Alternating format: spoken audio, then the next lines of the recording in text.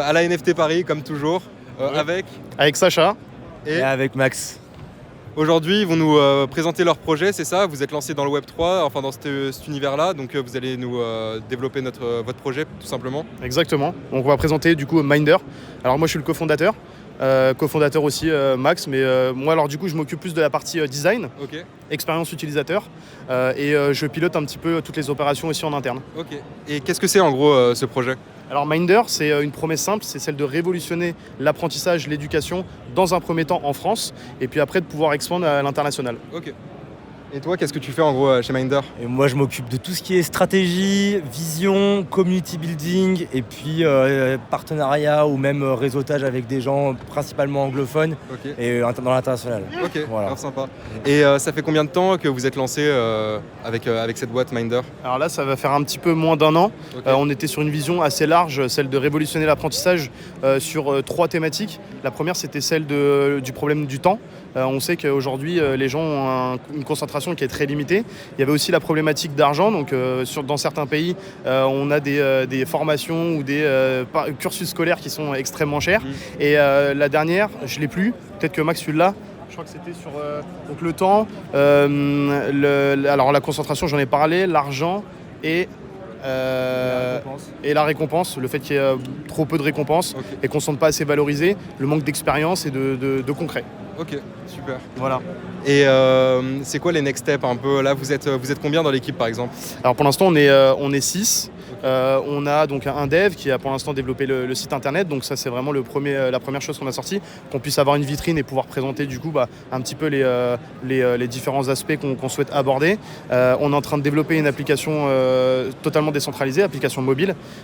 Donc moi, je m'occupe de la partie design là-dessus et puis l'expérience.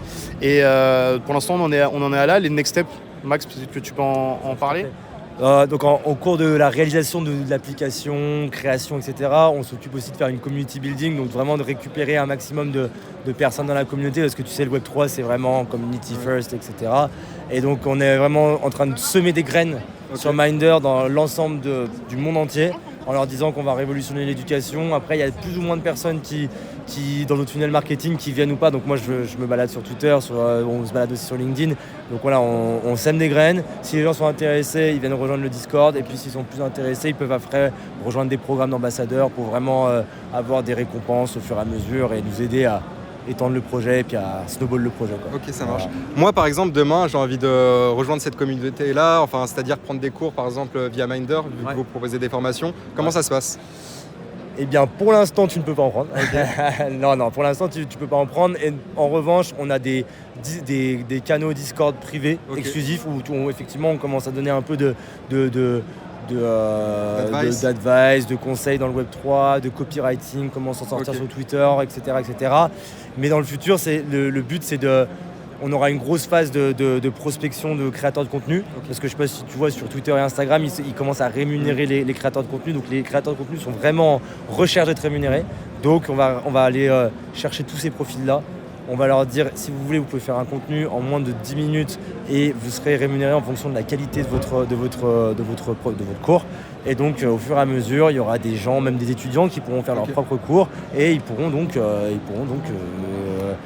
la vendre et puis la promouvoir. Et puis, plus il y a de monde... Donc, c'est vraiment donnant-donnant, en fait. C'est ça, c'est donnant-donnant. Et puis, grâce aux outils du Web3, on peut arriver à donner à avoir des métriques qui ne mentent pas. Parce que tu vois, sur YouTube, tu peux détester un gars, tu peux mettre un thumbs down et puis...